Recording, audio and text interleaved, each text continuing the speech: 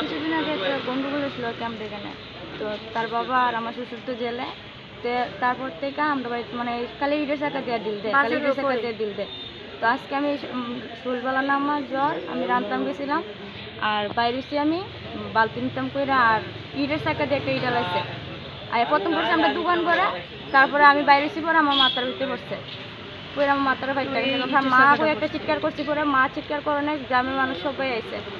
কোন জায়গাতে বাড়ি আপনার? চাকমাঘাট। আপনার নাম কি? রুবিনা বেগম। কি বেজাল হয়েছিল কয়েকদিন আগে? ওই আমরা বাবা দোকানপত্র করে গেছিল, ওই সেটার এখানে কথা করতে কইরা আরেকজন ছেলের লগে, সেখান থেকে কাশিম মিয়া গুলাল মারছে আর কি তার বাবার পিড। আপনার হাজবেন্ডের নাম কি? তা ইউসুফ মিয়া। শ্বশুরের নাম? জাকির মিয়া। আপনার নাম কি? রুবিনা বেগম। ডিল যে দিছে রাত্রেবেলা না দিনের বেলা? না কি কিছুক্ষণ আগে রাত্রে। হ্যাঁ। এরপরে তো এখন কই আইছেন? আমরা আইছিলাম থানাতে জানাইতাম বললাম, তখন তারা কইছে হসপিটাল যাইতাম, তো হসপিটালে গাইয়া কইছে আইতাম এখানে। আপনার নাম? রুবিনা।